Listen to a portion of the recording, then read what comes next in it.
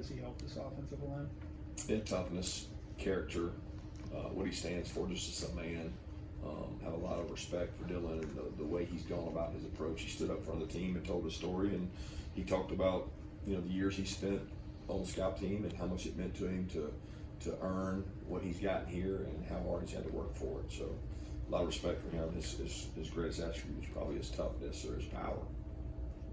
Yeah, Coach, you mentioned taking a look earlier this week at future opponents. Are there specific matchups you guys are previewing, or what does that process look like over the next couple of days? We're just looking at future opponents and the things that we don't see from ourselves. So if we don't play a certain coverage, certain front, we're going to look at it and work on it and try to expose our team to it. You got to be careful about you don't get programmed into playing us. We don't play us this year, and same thing on offense.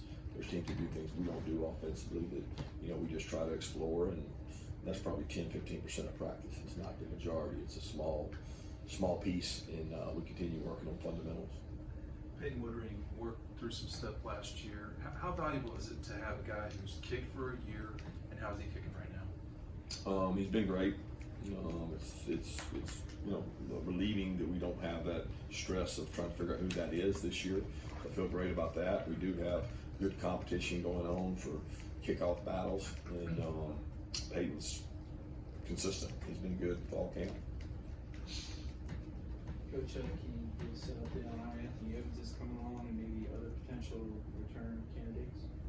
Yeah, Anthony's done a good job. He's very consistent back there. He's done it in the games. Kirby continues to grow and get better. Kirby has a lot of potential.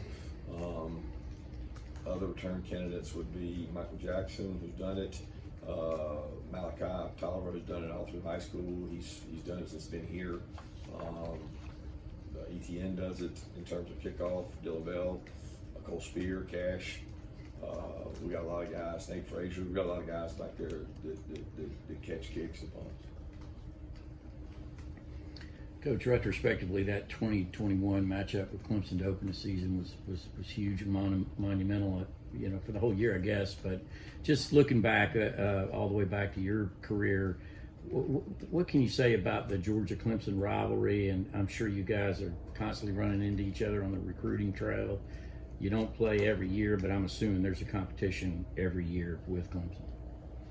Yeah, we don't see them on the road recruiting as much as it seems like we used to. I don't know. It's died down some. I mean, there's a lot of overlap. They recruit our state hard. We recruit their state hard. A lot of respect for their players, their teams, their coaches, for what Dabo's built there. I had a good relationship with Brent when he was there, and he's in our league now. They've been one of the premier teams in college football in terms of the last 10 years, you could say. I mean, it's probably longer than that, but they've done a tremendous job. So we do see them on the road, some recruiting, but I think the matchup is more about our fans.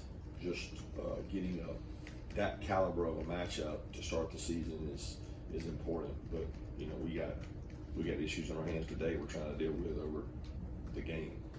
Time for one more question.